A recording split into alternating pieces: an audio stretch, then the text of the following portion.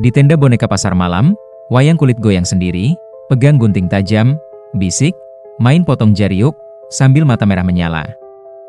Hai malam minggu geng, makasih banget udah mampir lagi, semoga yang nonton hari ini doanya sama. Jangan sampai kena kutukan gara-gara cuma dengerin cerita, tenang, ini cerita fiksi fun sekali. Tapi kalau mirip kejadian beneran di kampung lo, ya berarti kebetulan aja. Ya, gua ajak lo balik ke Jakarta tahun 1998. Zamannya pagar masih eksis, PS1 baru ngetren, dan hiburan paling gokil buat anak SD itu cuma satu. Pasar malam keliling, judul cerita malam ini, Pasar Malam Rambutan, boneka wayang yang bergerak sendiri. Kalau lo nonton sendirian, jangan lupa cek bawah kasur sebelum tidur. Kalau nonton ramean, ya lebih bagus. Biar kalau ada yang kebawa dari cerita ini, nggak sendirian. Nama gue Bimo, tahun 1998 gue masih kelas 4 SD. Gue tinggal di daerah Jakarta Timur, dekat Terminal Rambutan. Setiap beberapa bulan sekali, ada satu hal yang selalu gue tunggu-tunggu. Lapangan kosong dekat terminal tiba-tiba berubah jadi lautan lampu warna-warni, pasar malam rambutan. Begitu maghrib, jalanan becek, bau tanah basah bercampur sama bau jagung bakar, sosis bakar abal-abal, dan gulali warna mencolok dari jauh. Lampu neon kedip-kedip, kayak lagi ngedipin mata, manggil, Bimo, sini, sini. Malam itu, bokap gue baru gajian. Nyokap bilang, Bimo, kamu udah janji ya, kalau diajak ke pasar malam jangan nakal, jangan lari-lari sendiri. Gue cuma ngangguk semangat sambil pegang uang 2000-an yang udah diremes dari tadi. Suara permainan muter, lagu dangdut sumbang, dan teriakan tukang mainan campur jadi satu. Tapi ada satu suara yang paling gue inget, tenda boneka A, ayo lihat boneka jalan sendiri. Boneka ketawa, boneka nangis, cuma 1000 perak. Suara itu datang dari ujung paling gelap pasar malam, bukan dari komedi putar, bukan dari rumah hantu, tapi dari satu tenda kecil sempit dengan spanduk tulis tangan, boneka wayang hidup asli Jawa. Gue, sebagai anak paling kepo serambutan, langsung narik tangan bokap. Pak, lihat itu pak, boneka hidup. Bokap cuma ketawa, paling juga orang di dalamnya, bohongin anak kecil. Tapi makin dekat kita ke tenda itu, makin aneh rasanya. Lampu neon di atas pintu tenda kedip-kedip gak karuan. Nyala, mati, nyala, mati. Setiap kali lampu mati, suara pasar malam rasanya kayak dikecilin volumenya. Begitu nyala lagi, tiba-tiba di sela-sela musik dangdut, ada suara lain, hehe, suara tawa anak kecil. Tapi, nadanya salah, bukan tawa senang, lebih kayak tawa anak yang lagi ngetawain korban. Gue nengok ke kiri kanan, cari asal suaranya. Gak ada anak kecil lain di sekitar tenda itu, cuma gue, bokap, sama beberapa orang dewasa yang lagi nunggu di depan. Tenda itu gak besar, cuma kain terpal biru kusam, pinggirnya sobek-sobek, diikat ke kayu bambu. Dari celah bawah kain, gue bisa lihat bayangan kaki-kaki boneka atau, apalah itu, lagi goyang pelan, kayak ada sesuatu yang menggeliat pelan di dalam. Penjaga tenda itu seorang wanita, rambutnya panjang banget, diikat seadanya, pakai kebaya lusuh warna coklat gelap, mukanya putih pucat kepanggang lampu neon, tapi senyumnya lebar gak wajar, kayak digambar. Masuk ya, dek? Cuma 1000. Nanti bisa salim sama boneka wayang hidup. Dia kedip ke gue, matanya terlalu hitam, terlalu dalam. Bokap ngeluarin duit receh. Udah, sekali doang ya, abis ini pulang. Gue senyum lebar, gak mikir apa-apa lagi, namanya juga anak 10 tahun, yang penting seru. Begitu masuk, hawa langsung beda. Di luar ramai, bising, dan terang. Di dalam tenda, sunyi, pengap, dan bau. Ada bau aneh campuran kemenyan, karet terbakar, dan sesuatu yang amis samar-samar. Lampu satu-satunya di dalam itu bohlam kecil kuning kusam, digantung di tengah. Cahayanya goyang dikit-dikit, kayak ada yang mainin. Di depan kami ada rak-rak kayu bertingkat, penuh boneka. Ada boneka beruang, boneka badut kecil, dan di pojokan, boneka wayang kulit, wajah-wajah pipih dengan hidung mancung, mata sipit, bibir merah tipis, beberapa senyum, beberapa cemberut. Penjaga yang tadi, Mbak, berkebaya lusuh, ikut masuk, duduk di bangku kecil, tangannya megang satu boneka wayang kulit paling besar, pakai baju hitam, dan di tangan boneka itu, ada sesuatu yang berkilat. Ini spesial, dek, wayang pangkas, kata dia pelan. Gue ngeliatin lebih dekat. Yang dia bilang, spesial, itu ternyata boneka wayang yang tangannya diikat ke sebuah gunting-gunting besi. Tua, tapi kelihatan masih tajam, ujungnya runcing, badannya hitam legam, ada noda kecoklatan yang, gue berharap itu cuma karat. Mbak itu mulai cerita, suaranya pelan, datar. Dulu, wayang ini dipakai buat potong tali nasib anak-anak nakal. Sekarang dia cuma main sama pengunjung kecil yang berani. Berani nggak, dek? Gue yang sok berani, langsung maju selangkah. Emang ngapain, Mbak? Dia senyum, cuma main potong kuku. Atau kalau nakal, potong jari dikit. Dia ketawa pelan, gue kira itu bercanda, sampai boneka itu bergerak. Awalnya gue pikir, oh, pasti dia gerakin pakai tangan di belakang. Tapi gue perhatiin, tangan Mbak itu lagi ada di pangkuan, dia diam. Gak nyentuh apa-apa, tapi di depan gue, boneka wayang kulit itu mulai goyang pelan, bahunya naik turun, lehernya miring ke kanan, lalu ke kiri, sendi-sendi kayunya bunyi kecil, krek, krek, gunting di tangan boneka itu pelan-pelan keangkat, sudutnya mengarah ke gue, cahaya lampu kecil di atas kebetulan kena mata si boneka. Mata yang tadinya cuma garis hitam di kulit kering itu, sekarang kayak berkilat merah. Gue nggak kedip, bokap di samping gue mulai gelisah. Udah, Mbak, jangan ngeri-ngeri amat. Lah, anak masih kecil. Mbak itu tetap senyum. Tenang, Pak. Dia cuma mau main. Lalu, dalam jarak yang mustahil buat boneka biasa, kepala wayang itu condong ke depan dan gue jelas banget dengar satu kalimat, diucapin dengan suara serak kecil, kayak bisikan anak yang serak kebanyakan ketawa. Main potong jari, yuk. Gue ngerasa darah gue turun semua ke kaki, bulu kuduk meremang, telapak tangan gue dingin, gunting itu, ceklek, ceklek, kebuka, ketutup. Lama-lama ritmenya makin cepat, kayak gunting itu nggak sabar. Bimo, suara kecil itu bisik lagi, kali ini gue yakin dia nyebut nama gue langsung nengok ke bokap. Pak, dia manggil nama Bimo, Pak. Bokap senyum maksa, yaitu MH efek suara, rekaman, kali. Tapi gue lihat jelas, keringat dingin netes di pelipis bokap dari belakang rak boneka, terdengar suara langkah-langkah kecil, tap, tap, tap, kayak kaki anak kecil nyeker di atas tanah becek, lalu suara tawa anak tadi kedengeran lagi. Hehehe, hehehe, sekarang tambah banyak, bukan satu anak, tapi kayak beberapa anak ngetawain dari pojokan tenda. Gue memaksa buat nengok ke arah suara itu, di pojok gelap, di balik tumpukan kardus, gue lihat sekilas bayangan kecil-kecil, tubuh mirip anak-anak, tapi kepalanya terlalu lonjong, matanya terlalu besar, mereka berdiri nempel di dinding tenda, mengintip dari balik kain, matanya merah redup. Ketika lampu berkedip, satu persatu aja mereka muncul, lalu hilang lagi. Kenapa mereka ketawa? Mbak? Gue tanya gemetar. Mbak berkebaya itu cuma menjawab pelan, mereka suka kalau ada yang baru. Gue, baru apaan? Dia balas dengan suara yang lebih berat, gak kayak manusia biasa. Baru, teman. Tiba-tiba dia berdiri, kebayanya ikut tertarik pelan, gue baru sadar. Di punggung kebayanya ada sesuatu yang mengganjal. Awalnya gue kira itu rambutnya yang tebal, tapi ketika dia jalan sedikit ke depan, kain kebayanya ketarik, dan gue lihat ada lubang kecil di punggungnya, bekas seperti daging yang pernah robek besar, lalu dijahit terburu-buru. Gue yang pernah dengar cerita dari nenek tentang SDL bolong, langsung ngerasa lambung gue melintir. Pak, gue bisik ke bokap, itu mbaknya, kayak sundel. Bolong gak sih? Bokap langsung megang bahu gue lebih kenceng. Udah, abis ini keluar, ya? Mbak itu membungkuk ke arah gue, rambutnya jatuh menutupi sebagian wajah, tapi mata hitamnya masih kelihatan dari sela. Tahu nggak, Dek, kenapa boneka di sini hidup? Gue geleng pelan, dia tersenyum, tapi senyumnya sekarang dingin. Soalnya, dalangnya bukan manusia lagi.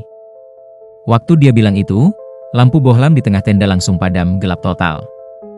Dalam gelap, suara gunting jadi lebih jelas, ceklek, ceklek, ceklek, suara napas kecil-kecil, kayak anak gak kuat nahan tawa, kedengeran dari segala arah. Di telinga kiri gue, ada bisikan pelan, main potong jari yuk, cuma satu, gak banyak-banyak. Di telinga kanan gue, ada anak lain yang bisik, kalau kamu nakal, jarimu dipinjem dulu, nanti dipasang di boneka. Gue spontan teriak, gak mau. Tangan gue ngeraba-raba nyari bokap, ketika lampu tiba-tiba nyala lagi, posisi udah berubah. Bokap gue sekarang berdiri agak jauh di belakang, kayak ada sesuatu yang tadi misahin kita. Dia kayak baru sadar, langsung lari narik gue. Udahan, Mbak. Berapapun bayarnya, kita keluar. Mbak itu senyum. Kali ini senyumnya beda, ada darah tipis di sudut bibirnya, tapi dia kayak nggak ngerasa. Belum mulai, Pak. Dia nunjuk ke tangan kanan gue lihat, jari telunjuk gue, ada garis merah tipis di kulitnya, bukan luka dalam, tapi jelas kayak ada yang nguji ketajaman, seolah-olah gunting itu tadi udah sempet nyentuh, tapi batal, baru pemanasan. Bisik suara kecil dari boneka wayang, bokap cepet-cepet narik gue ke arah pintu tenda, tapi sebelum kami sempat keluar, Mbak itu ngomong satu kalimat yang ngebekas di kepala gue sampai dewasa. Anak nakal, di luar udah kebanyakan, di sini kami bantu. Pak, kalau ada yang susah diatur, tinggal bawa ke tenda saya, boneka yang lama bisa kita ganti, sama yang hidup. Dia nunjuk satu deretan boneka di rak kedua. Semua boneka di sana punya ciri mirip anak beneran, ada yang punya bekas tanda lahir di pipi, ada yang punya bekas luka di kening, ada yang pakai gelang plastik kecil dengan nama yang udah pudar. Satu boneka cowok kecil di pojok, pakai kaos bola di gelangnya, gue ngeliat huruf yang hampir hilang. R? D? Mungkin, Ardi. Dan di pojokan mata boneka itu, ada garis kayak bekas air mata kering. Anak-anak hantu yang tadi gue lihat di pojokan, sekarang gak kelihatan, cuma boneka-boneka itu yang nunduk, kayak mereka nahan diri supaya gak teriak minta tolong. Gue gak kuat lagi. Pak, ayo pulang. Begitu bokap buka tirai tenda mau keluar, tiba-tiba ada suara berat dari belakang. Belum. Itu bukan suara mbak tadi, bukan suara anak kecil, lebih kayak gabungan keduanya. Diputar pelan dengan speed salah. Angin dingin nusuk keluar dari dalam tenda, lampu neon di luar kedip lagi. Kali ini lebih cepat, tenda lain di sekitar seakan makin menjauh. Padahal secara fisik masih di tempat yang sama, kayak tenda boneka ini tiba-tiba punya dunianya sendiri. Gue nengok sedikit ke belakang dan gue nyesel, boneka wayang kulit yang tadi ada di pangkuan bak, sekarang udah nggak di situ. Dia berdiri. Iya, berdiri. Di rak paling depan, kakinya yang cuma kayu tipis nempel di papan, tapi entah gimana bisa maju satu langkah. Ceklek, ceklek, gunting di tangannya naik turun, kayak dia lari kecil dan ya, dia mulai maju ke arah gue sama bokap lari ke pintu tenda. Tapi ketika kami nembus kain terpal, gue ngerasa sesuatu nyamber pergelangan tangan gue. Ceklek. Gue pikir jari gue putus. Gue jerit sekenceng-kencengnya. Orang-orang di luar nengok, pada kaget. Tapi dari sudut mata gue, waktu nengok ke belakang sebentar, gue lihat wayang kulit itu sekarang di ambang pintu tenda, menatap keluar, matanya merah redup. Guntingnya meneteskan sesuatu yang bening kemerahan, pelan-pelan, kayak habis nyicip dikit.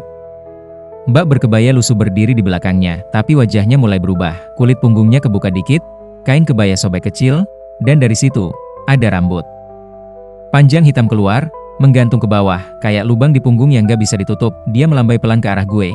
Lain kali, kalau nakal lagi, kita lanjutin. Ya, Dek?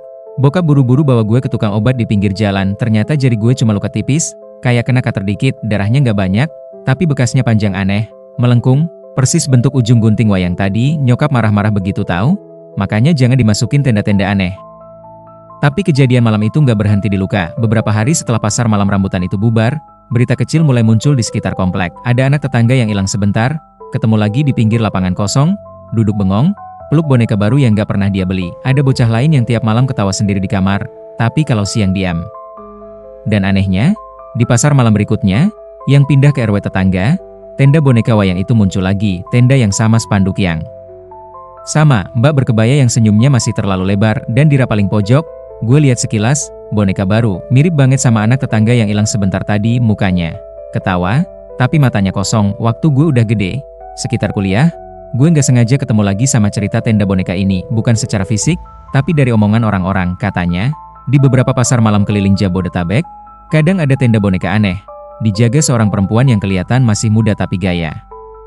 Dandanannya kayak dari zaman dulu banget. Ada yang bilang namanya Mbak Darti, ada yang bilang dia bukan manusia. Ada versi cerita yang bilang, dulu dia dalang keliling yang dibunuh karena dituduh pakai ilmu hitam di wayangnya. Mayatnya dibuang di bawah pohon rambutan tua di dekat terminal. Rohnya nggak tenang, nyari anak-anak yang nakal buat dijadiin pengganti tokoh wayang yang rusak. Setiap kali ada orang bawa anak yang susah diatur ke pasar malam, setiap kali ada orang tua kesel karena anaknya bandel, tenda itu pelan-pelan muncul lebih dekat ke jalur mereka. Di dalam tenda itu, dia tawarin hiburan murah, cuma 1.000 perak, Dek.